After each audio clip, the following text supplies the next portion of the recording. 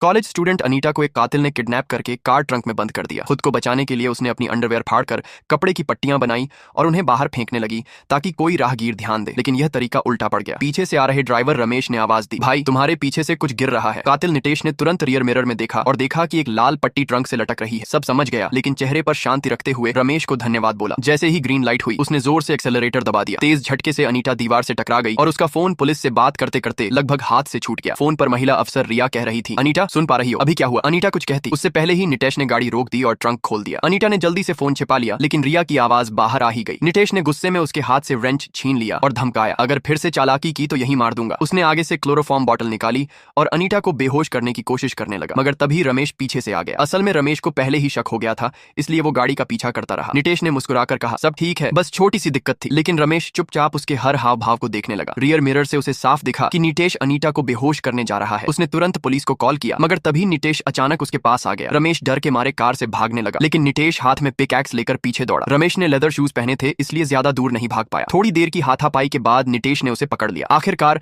नितेश ने जोर से वार किया और रमेश खून से लथपथ गिर पड़ा। फिर उसने रमेश और अनीटा दोनों को एक दूसरी कार में डालकर वहां से भागने की कोशिश की। कुछ ही मिनटों बाद पुलिस मौके पर पहुंची, लेकिन उन्हें वहां सिर्फ एक टूटी फूटी कार और खून के धब्बे मिले। दूसरी ओर नितेश अपने ही लापरवाह कदमों पर गुस्से से भरा था। उसे पता था कि अब उसकी लोकेशन पुलिस को जरूर मिल जाएगी। उसके पास बस एक ही रास्ता था, जल्दी से जल्दी भाग निकलना। लेकिन उसे बिल्कुल अंदाजा नहीं था कि अनीटा के पास एक बैकअप फोन भी है और वो लगातार रिया से जुड़ी हुई है। अनीटा ने रोते हुए कहा, उसने मेरी मदद करनी चाहिए थी, अब उसका सिर फट गया, वो भी ट्रंक में बंद है। अनीटा को नितेश के हाथ का वो खतरनाक पिकैक्स याद आया और डरने लगी कि कहीं वो उसे मारकर दफना न दे। रिया ने तुरंत उसे हिम्मत दी और गाड़ी का डिस्क्रिप्शन पूछा। तभी अचानक रमेश होश में आ गया और बोला, ये कहाँ है? ट्रंक में हूँ क्या? शायद उसे भी एहसास हो गया कि नितेश उसे जिंदा दफन कर सकता है। उसकी हालत देखकर वो घबराने लगा और जोर जोर से चिल्लाने और कार को पीटने लगा। ट्रंक का शोर सुनकर नितेश भड़क गया। अनीटा उसे रोकने की मिन्नतें करती रही, लेकिन रमेश किसी भी कीमत पर शांत नहीं हुआ। आखिरकार नितेश ने कार एक सुनसान जगह पर रोक दी और हाथ में रेंच लेकर ट्रंक की तरफ बढ़ा।